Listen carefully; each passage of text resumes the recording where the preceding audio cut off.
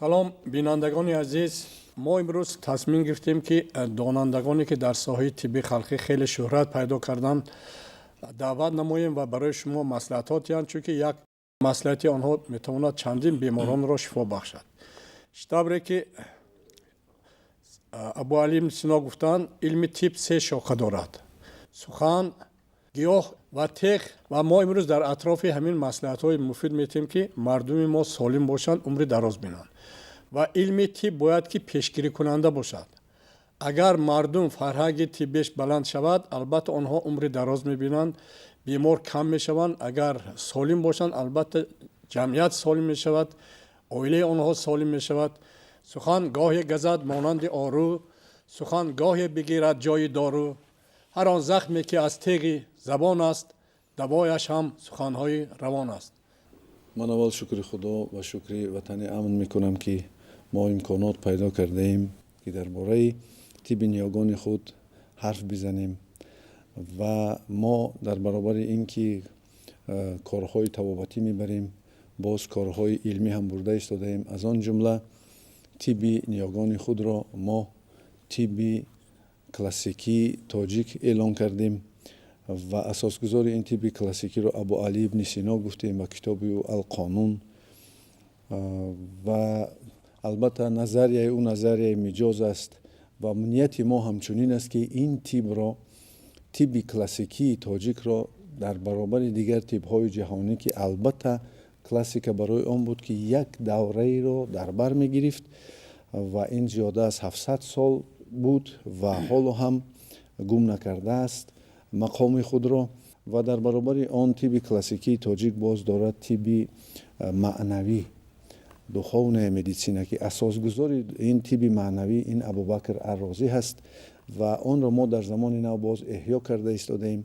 агар дар системаи тибби халқӣ ба як система танзим дароварда шуда бошад табобати мардум бо моддиёт, яъне гиёҳ, вале мутаассифона тибби маънавӣ ҳанӯз ба як системаи худ наомадааст ва яроқи асосии тибби маънавӣ ин албатта сухан аст. суханро дар замони ҳозира иттилоот мегӯянд, иттилооти лозимӣ, ва дар ҳолати ворид шудани иттилооти лозимӣ ба майнаи сар ки онро физиологҳо суханро ҳамчун як омили физиологӣ мегӯянд, метавонад дигаргуниҳо биёрад ва он исботи худро дорад. мо имрӯз ба мардуми азизи худ пешкаш мекунем ва халқи мо ҳанӯз аз кӯҳан бо шеър табобат мекард ва як намуди аз ин табобатҳое ки мо пешниҳод кардем, ин табобат бо шеър ҳаст ва дар эҷодиёти шумо ҳам ҳамин чиз дард шудааст. ман пешниҳод мекардам ки ҳамин илми равоншиносӣ ҳатто дар бисёр кишварҳо духтури равоншиноси оилавӣ ҳаст ки онҳо маслиҳатҳо медиҳанд. бо маслиҳатҳои онҳо зиндагии онҳо беҳтар мешавад, саломатии онҳо беҳтар мешавад. якум механизм дар худи оила аст. бояд падару модар бинанд, нигоҳ кунанд ки дар кадом ҳолат ё наздикон ҳамон наздики онҳо қарор дорад ва онҳоро дар ҳолати фрустратсионӣ, яъне танҳоӣ нагузоранд ки онҳо дар конфликт ё муноқиша ба якдигар бошанд. дуюм ин вақте аст онҳо метавонанд ба касоне ки шиносу мутахассисон ҳастанд ба онҳо муроҷиат кунанд. ва савум ҳаст телефонҳои боварие ки дар бисёр ҷоҳо ҳастанд, чи дар дармонгоҳҳо аст, чи дар худи марказҳои махсусе аст ки метавонанд бевосита муроҷиат кунанд. масалан бисёр мардум бо телефони мо занг мезананд, чунки телефони мо дар бисёр ҷоҳо ки мо ба мардум додем занг мезананд ва аз ин ҳолати худ хабар мекунанд. яъне ин механизмҳоро фаъол кунондан дар кор ва онҳоро то шуъури ҷамъият расондан дар кор ки ҳар кас метавонад дар мушкилот занад ва ин мушкилот ҳал шаванда аст. шохи дигари соҳаи тиб гиёҳ аст, табиат аст. табиат мекунад моро табобат. ман ҳикматулло хуб медонам ки шумо тӯли зиёд аст ки дар корҳои илмиятон инчунин беморонро бо гиёҳҳо, гулу гиёҳҳо, решаи буттаҳо табобат мекунед. марҳамат, чанд сухан, чанд тавсия медодед, чунки имрӯз баҳор наздик шуда истодааст. мардум бояд ба кишту кор машғул шаванд, ба шинондани дарахтҳо. чӣ хеле ки президенти муҳтарими мо боғи рӯдакӣ аввалин дарахтҳои худашон шинонданд, арчазор. бинед дар муддати аллакай қариб 8 сол 10 сол шуд чӣ хел як манзараҳои хушрӯ, як умуман шаҳри Душанбе зеботар, беҳтар шуда истодааст. ва агар мо ҳамин иқдоми президента дастгирӣ карда ҳар як деҳот, ҳар як ноҳияҳо ба ҳамин сол ҳар як шахс ҳисоби меёнад 10 дарахт шилонад, бинед чӣ қадар Тоҷикистон бо нашъу намо меёбад. дарахтҳо оянда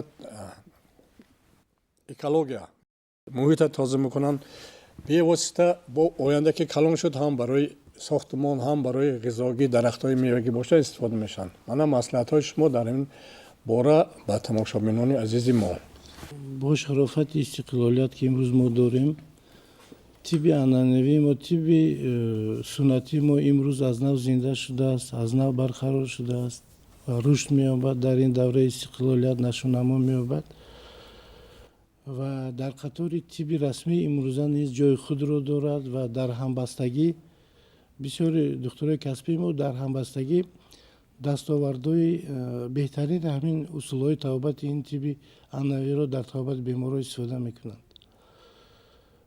خود ارگانیسم انسان یک سیستم مرکب بیولوژی به شمار می رود. وقتی که یگان قسم همین سیستم از کار میموند و ویران می شود یا بیمار می شود، برای به اعتدال آوردن همین سیستم بیولوژی خوب می شد که ما نظر اندازیم به همین طبیعت، به دواهای طبیعی که امروز بسیار هستند، به او اصولهای طبابتی که طبی نیاگان ما دارد، اصولهای بهترین که برای طبابت با اعتدال آوردن همین سیستم و طبیبان ما رو آورند. پوشیدن است که در دوره‌های کرختی در عصر گذشته نسبت همین طب نیاگان ما، نسبت طب سنتی ما یک حس ناباوری بود، یک حس احترام نبود و امروز شکر همین استقلالیت میکنیم که امروز همین طب ما از نو زنده شد. طب نیاگان امروز در قطار همین طب رسمی وسیع استفاده کرده می شود. امروز بسیار علمای ما، بسیار طبیبای کسبی ما برای طبابت بیماران از این اصولها بیشتر استفاده میکنند. امروز در طب جهانی نیز به طب همین انانوی رو آورده است و امروز ها در استحصالات داروها قریب که 50% همین داروهایی که امروز استفاده می شود به مردم پیشکش می شود، این از گیاهای شفابخش تیار کرده میشن، از او ماده‌های فعال بیولوژی که در ترکیب این رستنی ها هستند جدا کرده دارو ساخته می شود که این پیشروی است در طب جهانی، در طب امروزه ما نیست. و ما هم در دوام 30 سالی که ما به طبابت مشغول هستیم، در قطار طب رسمی، در قطار اصولهای طب رسمی ما اصولهای همین پیشقدم طب نیاگان را استفاده میکنیم که در اکثریت موردها یک نتیجه خوب میدهد. بسیار خوب میشد که شما درباره بعضی گیاها معلومات میدادید که برای کدام بیماری ها استفاده میشن، تکنولوژی جمع آوری و استفاده آن که مردم ما بینن و دانن و استفاده برن. امروز ها بیا دور نمی رویم، به همون زمین های نزد حولگی خود اگر نظر اندازیم، بسیار همه گیاهایی که امروز مشهور هستند، امروز در بین مردم معلوم هستند، آنها در اطراف ما می رویند. ما می توانیم دور نرفته همین گیاه ها رو به مانند برگ زوف، به مانند چای کهک یا لیمو کهک میگن، به مانند نوزبو، به مانند رودوک، به مانند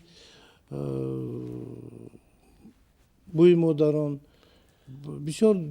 بسیار گیاه شفابخش هست که دور نرفته ممکنه از جمله مثلا زمین‌ها جمع آوری سازیم. برگ زوف تکنولوژی جمع آوریش چون که مردم باید داند در کدام فصل سال جمع آوری کنند. امروز برای طبابت در طب انانوی همون برگ زلف، ریشه و پایش نیز استفاده کرده می شود.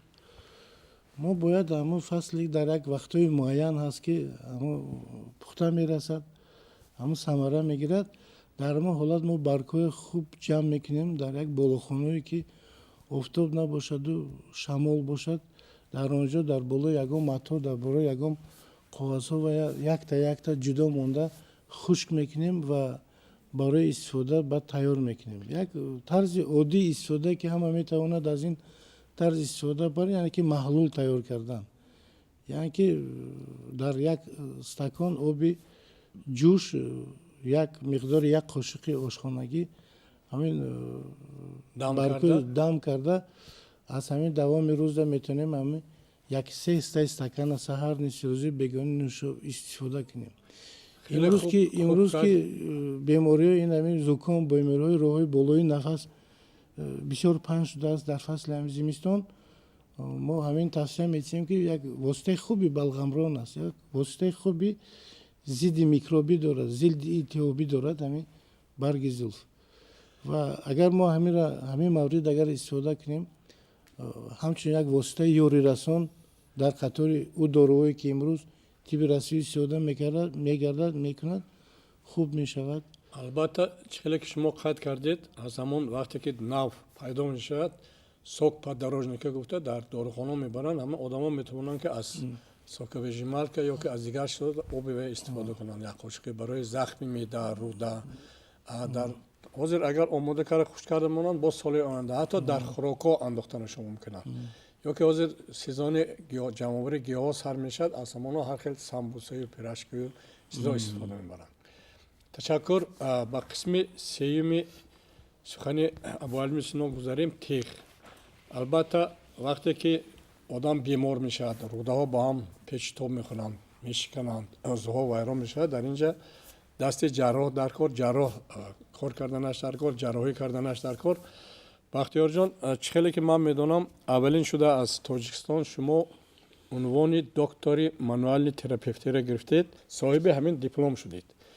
بگوید که مثلا دوره‌های پیش آدم ها وقتی که دکترها نبودن، بیمارخانه ها نبود، با واسطه همین وقتی استخوان ها میشکست با واسطه متدهای مخصوص پیوست میکردن میبستن. تا امروز هم در بین مردم هست و اصولی که شما طبابت میکنید محض مانوالی که امروز بسیار ماده شده که گریژ پزوانوشتینگ میگن یا که پروتوز یا دیگر چیزها کمک مصلحت میدادید که مردم پیشگیری کنند. همچون میگویند شاه سایه پروردگار در زمین است، مثال امر شاه واجب است.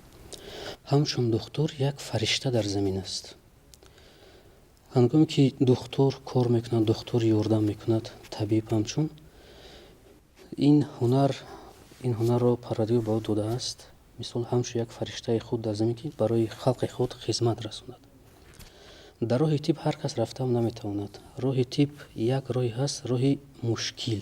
از همه مشکل در همین دنیا بهترین هر یک دکتر همچون استادم گفتند سخن. اول باید سخنی نقص داشته باشد. بسیار انسان ها حاضر به کسلی های بیماری گریژ وابسته هستند. این از سببی که حاضر بسیارتر خوراک های شیمیایی ما استفاده میبریم و در مملکت وارد شده است. از هر مملکت های بیگانه هر نمود خوراک های که شیمیایی هستند. ما نمیدانیم که در ترکیب وای چیست، ولی استعمال کرده شده. اگر اهمیت داده باشد از سال 1992 در بین همین 24 سالی که گذشت فقط وارد شده است. ما استحصالات هم نداریم. جوانانی که حاضر در سن 16 هستند تا حتی جوانان گریژ جدید شده هستند. آدمایی که کلان سال ما دیگر سخن نمیرونیم درباره اونها که حاضر از 16 تا 22 تا 30 سالگی همه уже گریژ جدید است. امروز همین شما با اکثر جوان ها مراجعه میکنند یا آدمای سن سالشون از 40 و 50 بالا رفتگی؟ امروز اکثر با ما جوانان بسیار مراجعت میکنند. سبب همین در چی میدونید شما؟ یکم گفتید خوراک، دومش اولین خوراک غذاهایی که از میخوریم شیمیایی که یگم کلسی ندارد، همش یک زهر خالی. دومین بعد خلق یک بیمار در دکترخانه میغلطد، بعد میگوید که ای سرم در میکند و مثال بسیار با دکترها ظلم میبیورد. یک بیمار دیگر میبیورن تمام اعضای عضو شکستگی میخیزد، میگوید که من باید کار روم، کجا وردید مرا؟ میگوید که من شما در دکترخانه شما باید خوب کنید، نخیزید، شما بیمار هستید، کمی کم باید 21 روز شما خوب کنید. نه، من باید خیسته رفته کارهایم رو کنم. امروز حقیقت‌های سلامتی هیچ که اهمیت خود رو کم اهمیت داشته. هر یکتاش میخواد که رفته تستر یک کار کند و زندگی خود رو پیش برد و مثل یک نویگری برای زندگی خود کند. یکی از عامل‌هایی که امروز ما گفتیم کم حرکتی هست. برای همین من امروز با آموزگاران، با وزارت معارف، تندرستی همین مراجعت کرده هستم که همین بچه‌ها درس‌ها بفهمونن که هر روز از خانه تا مکتب حدود 2 3 تا 4 کیلومتر پیاده روند، بر وقت‌تر خیزند. گشت حرکت این اساسی برقرار کردن سالم است. ва академик Аммосов ҳам дар вақташ гуфти ки агар инсон дар тӯли рӯз 10,000 қадам намонад вай зиндагонӣ намекунад, чунки яке аз моторҳо гӯем дил бошад, дигар ин мушакҳо барои кор ба андохтану ҳаракат кардан ва бевосита ҳамон стумура ба ғизо мерад, аз куҷо сар мешад, хун тоза мешад дар ҷигар. Агар ҷигари мо мутадил нас кор кунад, ғизоҳои лозимӣ мегирад, ин ҳамчун филтри якум ин бевосита ҷигар аст. ва он чиз ки бемориҳо ки қисмати шумо гуфтаги стумурии буғумдардҳо зиёд мешаванд, ин филтри дуюми организми мо ин гурда аст. вақте гурда оба нақд соза кардан наметавонад, чизҳои груби рафта зери пӯст буғумҳо ба дард мемонад, дар онҷа дардҳо пайдо мешавад. барои ин пешгирӣ кардан бо мо масалан муроҷиат мекунем ба гиёҳшинос. ҳангоме ки гуфтед ки ҷигар филтри якум инсон ҳаст, баъд аз он гурда ҳаст, ҳангоме ки стумура мешинад, ҳамун ҷигар ғизо аз стумура мегирад, қувват аз муҳра омада истодаст барои ҷигар. ҳангоме ки мисол стумураи инсон шишт, албатта ҷигари вай бемор мешавад. дар ҳақиқат инҷа шумо ана ҳамон гоҳ филтрасияи ҷигар дигар сус мешавад. кораш инсон аз ҳамин сабаб уже аллакай беморияш сар шудан албатта мегирад. дар бораи стумура ин стуми хонадон ҳаст, стуми бадан ҳаст, лекин аз ҷиҳати анатоми физиология гирем, ҳамон худи стумураам ғизое аз хун мегирад. дар ҳолати аз ҷош беҷо шудан, падвиқ, пазваноҷ, албатта ҳамон нерве ки масалан кадом органа идора мекунад, зер ки хурд, гардиши хун дар онҷо вайрон мешавад. ҳамин 3 дақиқа шумо ҷобаҷо мекунед, нақшто мерад, ҳаракат маҳси мекунад. мануалӣ устод, маҳси мануалӣ ин беҳтарин табобат аст. ҳангоме ки инсон маҳси мануалӣ мегирад ё ки маҳси